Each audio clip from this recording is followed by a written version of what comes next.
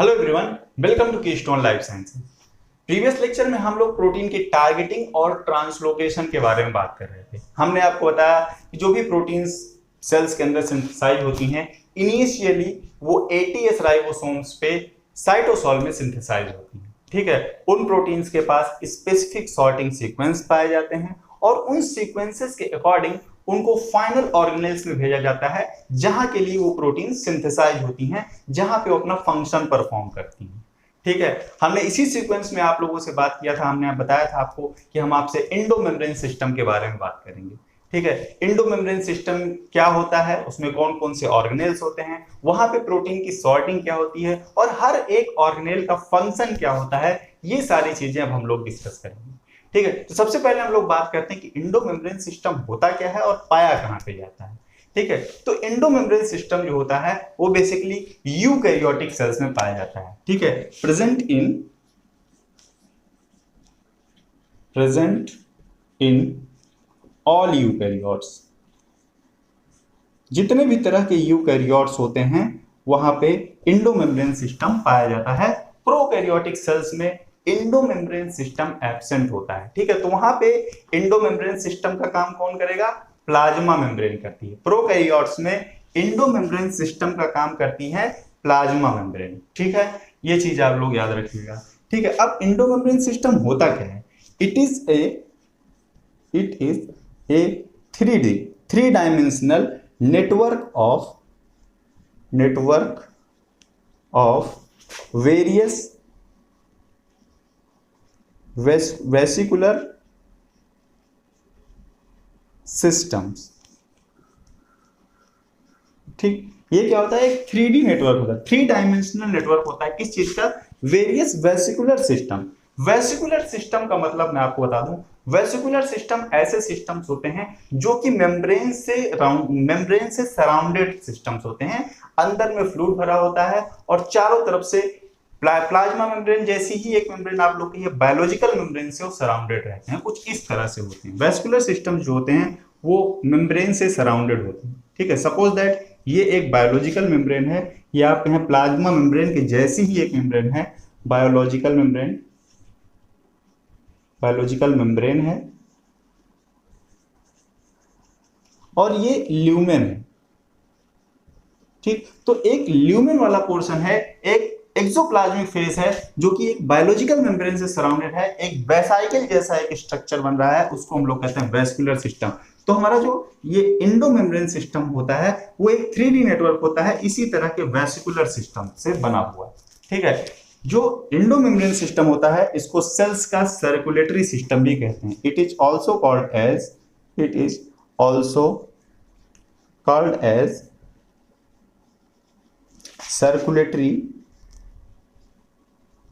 circulatory system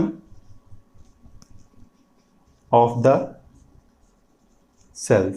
eukaryotic cells का circulatory system इसको कहते हैं। ठीक है, अब सर्कुलेटरी सिस्टम का मतलब क्या होता है? आपने पढ़ा होगा ब्लड सर्कुलेशन सिस्टम। उसमें क्या होता है? ब्लड एक जगह पे बनता है और उसको जो है फिर फर्दर पूरी बॉडी में सर्कुलेट किया जाता है, एक जगह से दूसरी जगह पे भेजा जाता है। ठीक है, सिमिलरली जो एंडोमेम्ब्रेन सिस्टम होता है, यहाँ पे बहुत सारे बायोमोलिक्यूल्स सिंथेसाइज होते हैं। ठीक है, यहाँ पे बहुत सारे बायोमोलिक्यूल्स सिंथेसाइज होते हैं या फिर सिंथेसाइज होने के बाद यहाँ पे उनकी प्रोसेसिंग होती है, मैं बताऊंगा आपको। ठीक है, प्रोसेसिंग के बाद फिर फर्दर इनको सेल्स में अलग अलग जगहों पे भेजा जाता है, सर्कुलेट किया जाता है। ठीक है, इसीलिए कहा जाता है they are the circulatory system. यहाँ पे क्या है? मॉलिक्यूल बनने के बाद क्या हो, उसकी प्रोसेसिंग की गई और प्रोसेसिंग होने के बाद यहीं से इसको पूरी सेल्स में जहां जहां पे जाना है वहां पे सर्कुलेट कर दिया जाता है। ठीक है, इसीलिए इसको कहा जाता है सर्कुलेटरी सिस्टम। सर्कुलेटरी सिस्टम जो हम लोग ब्लड सर्कुलेटरी सिस्टम की बात करते हैं, हम लोग कहते हैं सर्कुलेटरी सिस्टम, तो हमको ऐसा लगता है कि सिर्फ ब्लड है जो कि हार्ट से पंप होकर पूरी बॉडी में जा रहा है। ठीक है, लेकिन आपको पता होना चाहिए कि वहां पे ब्लड के साथ साथ जितनी भी चीजें बॉडी में एक जगह पे सिंथेसाइज होती हैं, उनको दूसरी जगह पे कैसे भेजा जाता है? ब्लड के थ्रू ही भेजा जाता है। मतलब ब्लड के साथ साथ और भी बहुत सारे मॉलिक्यूल्स एक जगह से दूसरी जगह पे सर्कुलेट होते हैं। ठीक है, सर्कुलेशन का मतलब सिंपल सी भाषा में अगर मैं आपको बताऊं तो एक चीज कहीं पे प्रोड्यूस हुई और उसको दूसरी जगह पे भेजना, इसको हम लोग सर्कुलेशन कहते हैं। जैसे कॉलेज वगैरह में कोई नोटिस आती है तो कहा जाता है इसको हर जगह पे सर्कुलेट कर दीजिए, मतलब इस नोटिस को यहाँ ऑफिस से हर एक जगह पे आप लेकर के जाइए। इस चीज को हम लोग सर्कुलेशन कहते हैं। तो सर्कुलेशन से कभी भी आप लोग ये मत समझिएगा कि सिर्फ ब्लड का ही सर्कुलेशन हो रहा है, ब्लड ही एक जगह से दूसरी जगह है। ब्लड के साथ साथ बहुत सारे हार्मोन, बहुत सारी प्रोटीन्स, बहुत सारे एंजाइम्स भी वहां पे ट्रेवल करते हैं। ठीक है, तो इस बात को आप लोग याद रखिए। उसी तरह से जो हमारा सर्कुलेटरी सिस्टम है, सेल का जो सर्कुलेटरी सिस्टम है, जो एंडोमेम्ब्रेन सिस्टम है, वहां पे बहुत सारे बायोमोलिक्यूल सिंथेसाइज होते हैं और फिर सेल के वेरियस ऑर्गेनेल्स में, प्लाज्मा मेम्ब्रेन में, ईसीएम में, वहां पे वो भेजे जाते हैं। ठीक है, अब बात आती है कि ये एंडोमेम्ब्रेन सिस्टम में कौन कौन से सेल ऑर्गेनेल्स हैं जो कि वहां पे जो कि प्रेजेंट होते हैं या जिनको हम लोग कंसीडर करते हैं एज एंडोमेम्ब्रेन सिस्टम। ठीक है, तो एंडोमेम्ब्रेन सिस्टम बेसिकली इसमें कौन कौन से ऑर्गेनेल्स होते हैं, कंप्राइजेस, कौन कौन से ऑर्गेनेल होंगे, तो कंसीडर किया जाता है कि जो आउटर न्यूक्लियर मेम्ब्रेन होती है, outer nuclear membrane, outer nuclear membrane, उसके बाद आउटर न्यूक्लियर मेम्ब्रेन कंटिन्यू होती है एंडोप्लाज्मिक रेटिकुलम के साथ में। ठीक है, तो आउटर न्यूक्लियर मेम्ब्रेन के बाद एंडोप्लाज्मिक रेटिकुलम,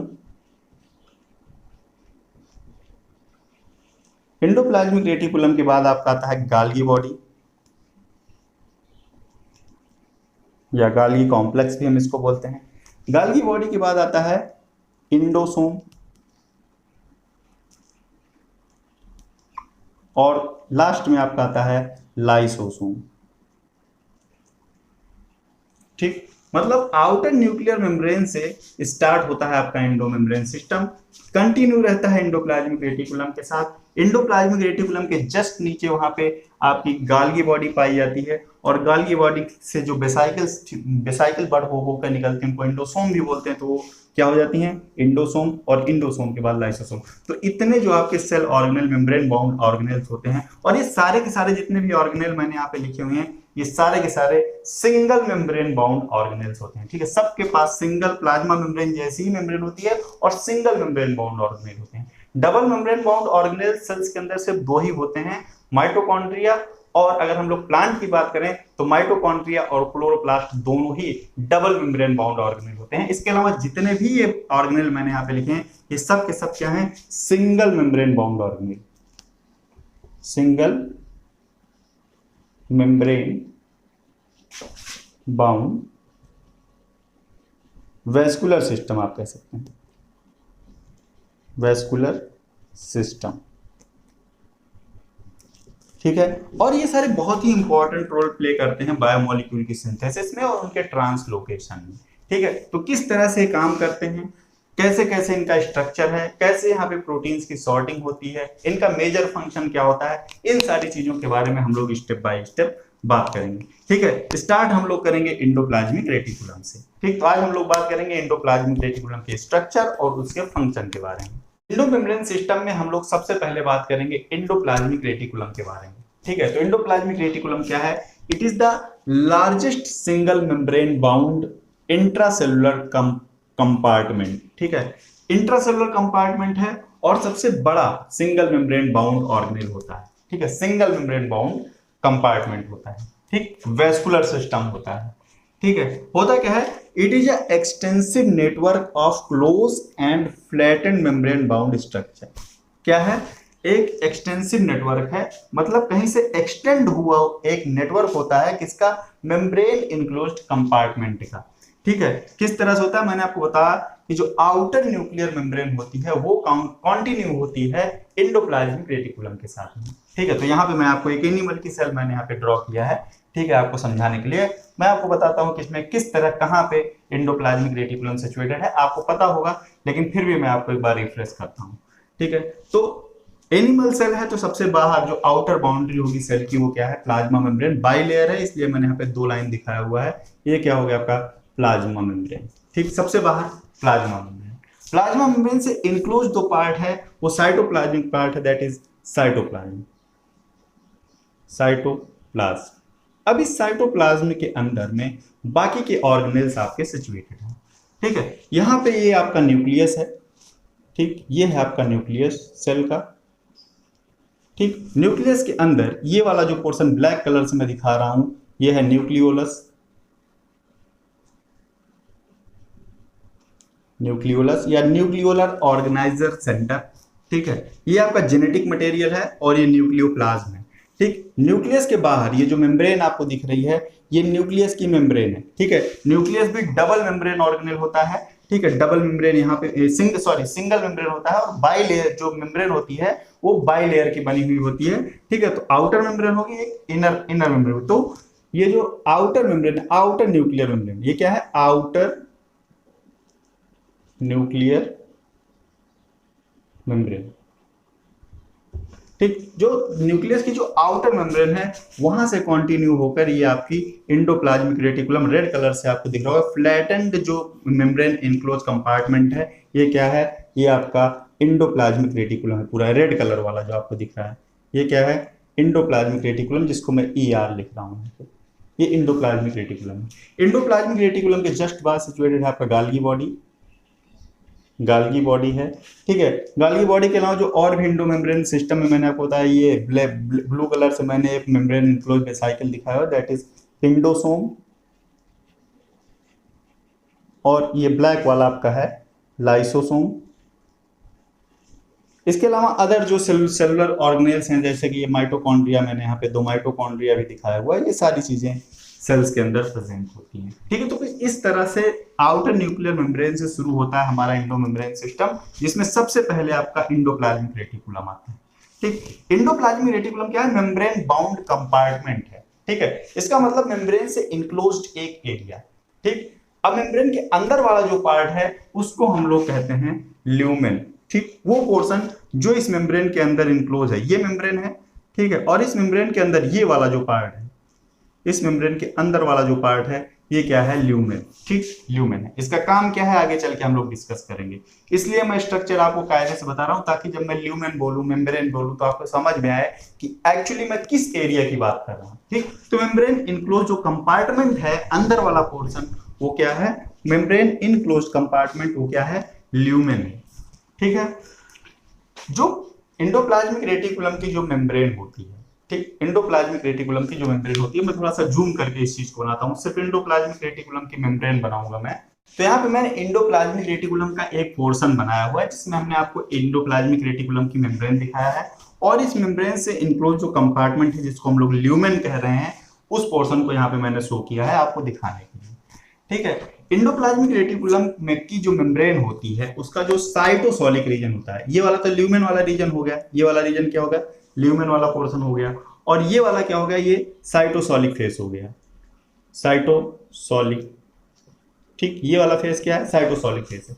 तो एंडोप्लाज्मिक रेटिकुलम की जो मेम्ब्रेन है, उसके साइटोसोलिक फेस पे कहीं कहीं पे बहुत हायर अमाउंट में राइबोसोम्स पाए जाते हैं। ये जो आपको दिख रहा है क्या है, ये मेम्ब्रेन बाउंड राइबोसोम्स हैं, राइबोसोम्स। मैंने आपको बताया था राइबोसोम्स दो तरह से सेल्स में देखे जाएंगे, एक तो फ्री इन द साइटोसोल और दूसरे मेम्ब्रेन बाउंड। तो जो मेम्ब्रेन बाउंड है वो कहां पे पाए जाएंगे, इंडोप्लाज्मिक रेटिकुलम की जो मेम्ब्रेन है उसके साइटोसोलिक सरफेस पे पाए जाएंगे, ठीक है। तो साइटोसोलिक सरफेस पे कहीं कहीं पे बहुत हायर अमाउंट में क्या पाए जाते हैं, राइबोसोम्स पाए जाएंगे। और इस तरह की जो इंडोप्लाज्मिक रेटिकुलम होती है, जहां पे राइबोसोम्स अटैच होते हैं, उनको कहा जाता है rough endoplasmic reticulum, rough endoplasmic reticulum,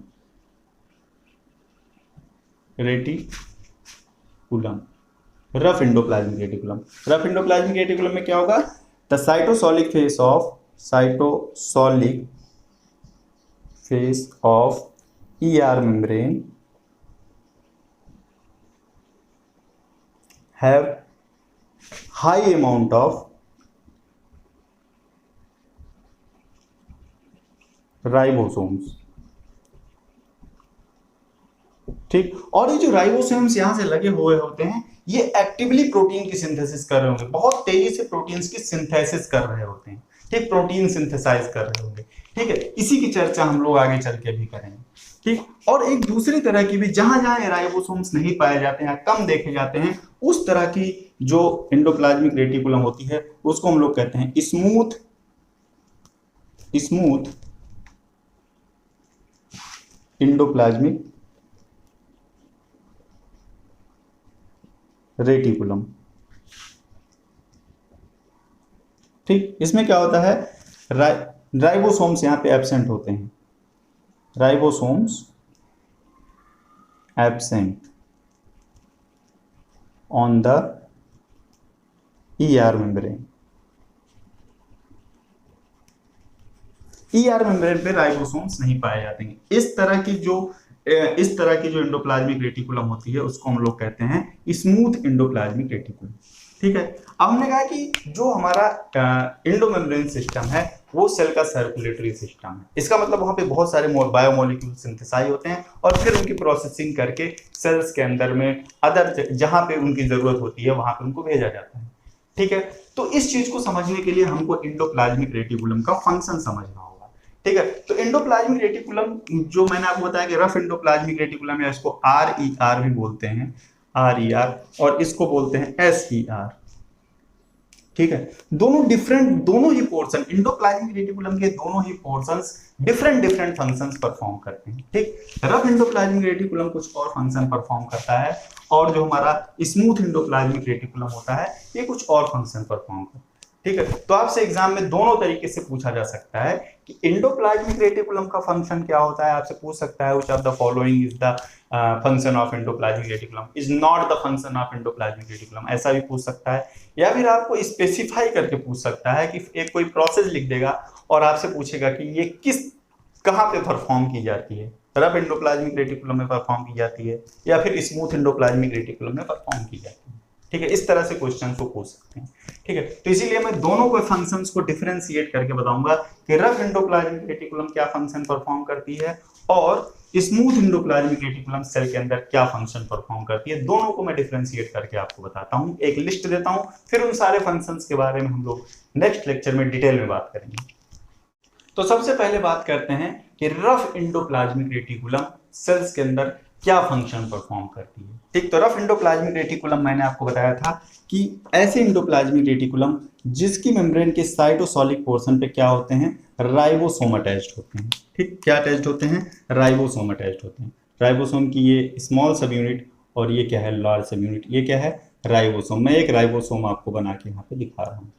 ठीक, राइबोसोम प्रेजेंट होता है कहाँ पे, साइटोसोलिक फेस पे। ये क्या है, cytosolic face of ER membrane, cytosolic face, cytosolic face में।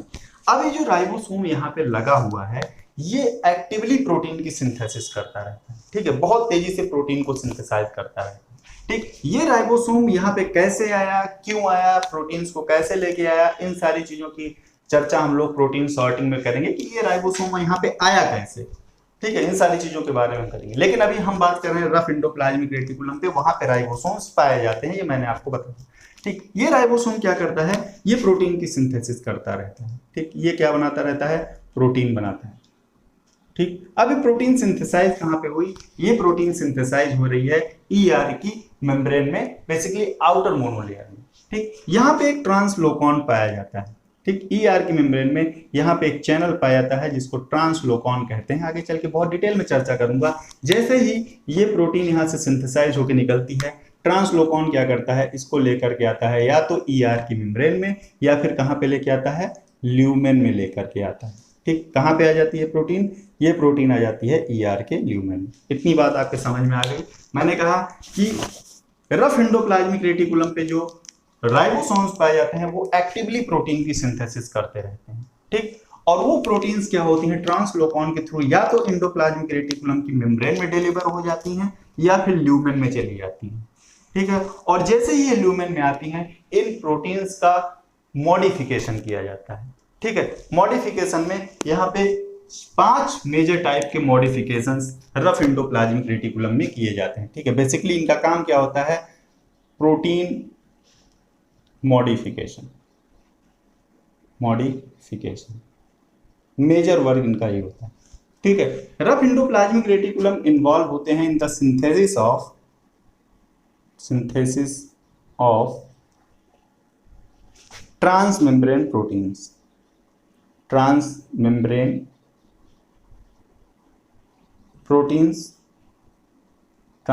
प्रोटीन्स या मेम्ब्रेन प्रोटीन आप कहें, and the proteins of maximum proteins of ECM, ठीक है, ट्रांसमेम्ब्रेन प्रोटीन्स, लाइसोसोम की प्रोटीन्स, वेसाइकल की प्रोटीन्स, ठीक है, इसके अलावा जो भी प्रोटीन्स ईसीएम में भेजी जानी है, मतलब सिक्रेटरी प्रोटीन्स है जिन्हें सेल सिक्रीट कर रही है, जितनी भी सिक्रेटरी प्रोटीन्स होंगी सबकी सिंथेसिस यहाँ ईआर बाउंड राइबोसोम पे होती है। ठीक है, इसको आप लोग याद रखिएगा, जितनी भी प्रोटीन सिक्रेटरी होती हैं या फिर मेम्ब्रेन प्रोटीन होती हैं जो कि मेम्ब्रेन से अटैच होनी है, ठीक है, इंटीग्रल मेम्ब्रेन प्रोटीन है, रिसेप्टर्स हैं, वो सारे के सारे यहाँ पे ईआर बाउंड राइबोसोम में सिंथेसाइज होते हैं। ठीक, सिंथेसाइज होने के बाद वो ल्यूमेन में आ जाते हैं। ठीक, और जब ल्यूमेन में आ जाते हैं तो वहां पे 5 मेजर मॉडिफिकेशंस किए जाते हैं। उन प्रोटीन का क्या किया जाता है? मॉडिफिकेशन किया जाता है। ठीक, तो क्या वहां पे 5 मेजर मॉडिफिकेशंस किए जाते हैं, 5 major modifications.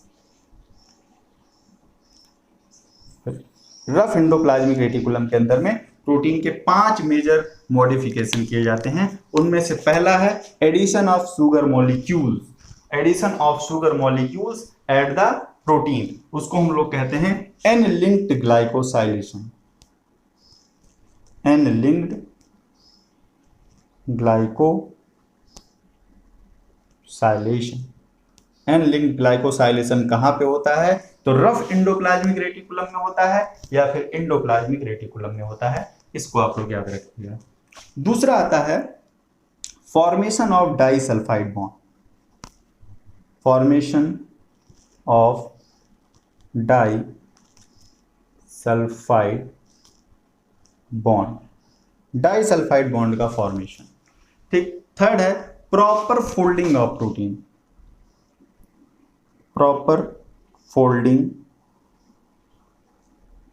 Of protein, proper folding यहीं पे हो जाती है। ठीक, फोर्थ आपका आता है specific proteolytic cleavage of the protein, cleavage, specific proteolytic cleavage. और आपका फिफ्थ आता है असेंबली ऑफ मल्टी सब यूनिट प्रोटीन्स, मल्टी सब यूनिट प्रोटीन्स। तो ये मेजर 5 मॉडिफिकेशंस हैं जो कि रफ एंडोप्लाज्मिक रेटिकुलम में प्रोटीन्स के किए जाते हैं। तो रफ एंडोप्लाज्मिक रेटिकुलम का जो मेजर फंक्शन होता है, it is the synthesis of membrane and other secretory proteins, जैसे कि एंटीबॉडीज हो गई, जो भी सिक्रेटरी प्रोटीन्स है सारे के बारे में मैं सबके बारे में डिटेल में बात करूंगा कौन कौन सी यहाँ पे होती हैं, लेकिन जितनी भी सिक्रेटरी और मेम्ब्रेन प्रोटीन्स होती हैं वो रफ एंडोप्लाज्मिक रेटिकुलम पे सिंथेसाइज होती हैं, ये आपको याद रखना है। और उनका ये 5 मेजर मॉडिफिकेशन किया जाता है before delivery to the final destination. इनको फाइनल डेस्टिनेशन पर भेजने से पहले ये 5 तरह के इंपॉर्टेंट मॉडिफिकेशंस किए जाते हैं। ठीक है, तो ये तो रफ एंडोप्लाज्मिक रेटिकुलम का फंक्शन था। अब हम लोग बात करते हैं स्मूथ एंडोप्लाज्मिक रेटिकुलम के फंक्शन के बारे में। तो स्मूथ एंडोप्लाज्मिक रेटिकुलम के फंक्शन की बात करते हैं। ठीक, स्मूथ एंडोप्लाज्मिक रेटिकुलम कुछ सेल्स में बहुत कम पाई जाती है और कुछ सेल्स में बहुत ज्यादा पाई जाती है, डिपेंड करता है कि कहां पे इसका रोल ज्यादा है। ठीक है, स्मूथ एंडोप्लाज्मिक रेटिकुलम का जो मेजर फंक्शन होता है वो लिपिड बायोसिंथेसिस में होता है। मेजर फंक्शन में आपको लिपिड बायोसिंथेसिस होता है। मैंने आपको बताया था कि जो भी मेम्ब्रेन लिपिड्स होती हैं वो सब ईआर में सिंथेसाइज होती हैं, तो पॉसिबली वो सब एसईआर में सिंथेसाइज होती हैं। तो पहला फंक्शन हो गया lipid biosynthesis, lipid biosynthesis, lipid biosynthesis में इन्वॉल्व होती है। सेकेंड आता है आपका site of the synthesis of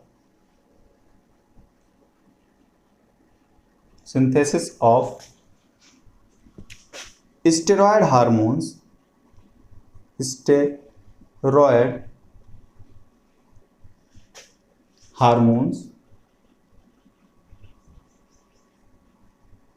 in the cells of adrenal gland,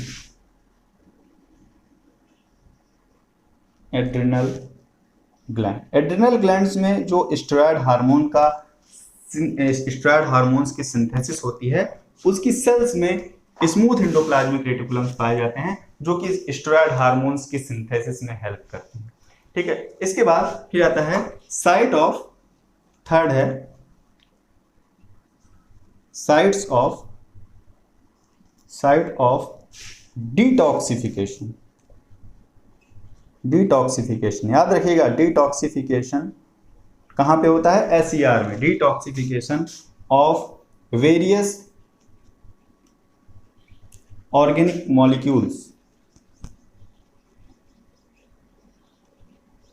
molecules like alcohol का डिटॉक्सिफिकेशन कहाँ होता है? लीवर में, इसीलिए ज्यादा पीने से लीवर बोल जाता है। ठीक है, कहां पे होता है? Alcohol in the liver cell. ठीक है, तो पीने वाले ध्यान रखें। ठीक, तो site of detoxification of various organic molecules like alcohol in the liver cell. तो लीवर सेल में भी इसका मतलब जो स्मूथ एंडोप्लाज्मिक रेटिकुलम होती है वो ज्यादा पाई जाती है। ठीक है, फिर आपका फोर्थ आता है, इंपॉर्टेंट है ये, बहुत ही इंपॉर्टेंट है। It is the intracellular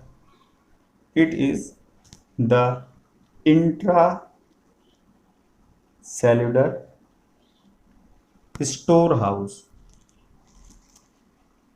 house of calcium ion that regulates a variety of signaling pathways। ठीक, तो ये इंपॉर्टेंट फंक्शन है, ये भी बहुत ही इंपॉर्टेंट फंक्शन है कि यूकैरियोटिक सेल में ये इंट्रासेलुलर कैल्शियम स्टोर हाउस की तरह फंक्शन करती हैं। बहुत इंपॉर्टेंट है क्योंकि अगर कैल्शियम आयन को स्टोर नहीं किया जाएगा तो ये बहुत सारे सिग्नलिंग प्रोसेसेस को इनिशिएट कर देता है। ठीक है, मैं आपको बताऊंगा जब मैं आपको सेल सिग्नलिंग पढ़ाऊंगा तो कैल्शियम आयन कितना इंपॉर्टेंट है, कैल्शियम आयन का स्टोर होना in the smooth endoplasmic reticulum. अगर ये बाहर आ जाता है तो क्या करता है, इन सारी चीजों के बारे में हम लोग सेल सिग्नलिंग में डिस्कस करेंगे। ठीक है जी, अब जो इंटरेस्टिंग टॉपिक्स हैं अब हम लोग उनकी तरफ बढ़ रहे हैं। ठीक है, अभी तक तो मैं आपको जस्ट बेसिक इंट्रोडक्शन दे रहा था सेल बायोलॉजी का, जिसमें मैंने आपको मेम्ब्रेन बताया, मेम्ब्रेन के क्रॉस ट्रांसपोर्टेशन, मैं आपका एक फाउंडेशन बिल्ड कर रहा था। ठीक, इंटरेस्टिंग चीजें तो अब मैं आपको बताने वाला हूं, क्योंकि अब जब मैं आपको प्रोटीन की टारगेटिंग, सॉर्टिंग, ये सारी चीजें जब मैं आपको बताऊंगा तो ये सब बहुत ही इंटरेस्टिंग है, आपको पढ़ने में बहुत मजा आएगा। ठीक है, तो इस लेक्चर को हम लोग यहीं पे फिनिश करेंगे। नेक्स्ट लेक्चर में जब हम लोग मिलेंगे तो हम लोग एंडोप्लाज्मिक रेटिकुलम में प्रोटीन की टारगेटिंग किस तरह से होती है। मैंने कहा था कि अभी मैंने आपको बताया कि वहां पे राइबोसोम्स पाए जाते, तो वो राइबोसोम्स आके वहां तक पहुंचते कैसे हैं, इसके बारे में हम लोग बात करेंगे। ठीक, क्योंकि अगर हम कह रहे हैं कि पोस्ट ट्रांसलेशनल मॉडिफिकेशन वहां पे हो रहा है, वहां पे प्रोटीन पहुंच रही है, फिर उनका मॉडिफिकेशन हो रहा है। ठीक है, तो प्रोटीन वहां तक पहुंची कैसे? तो पहले प्रोटीन वहां पे पहुंचेगी तब ना मॉडिफिकेशन होगा। ठीक, तो पहले हम लोग नेक्स्ट लेक्चर में वहां तक प्रोटीन को पहुंचाएंगे, और प्रोटीन जब वहां पे पहुंच जाएगी तब हम लोग उनके डिफरेंट मॉडिफिकेशन, जिनके बारे में अभी मैंने आपको बताया, एन लिंक ग्लाइकोसाइलेशन, उनकी प्रॉपर फोल्डिंग, डाइसल्फाइड बॉन्ड का बनना, कहाँ कहाँ पे प्रोटियोलिटिक क्लीवेज की रिक्वायरमेंट होती है, ये सारी चीजें हम लोग डिस्कस करेंगे। ठीक है, किस तरह से ग्लाइकोसाइलेशन, उसका सिग्निफिकेंस क्या है, सारी चीजें हम लोग डिस्कस करेंगे। ठीक है, तो इस लेक्चर को हम लोग यहीं पे फिनिश करेंगे।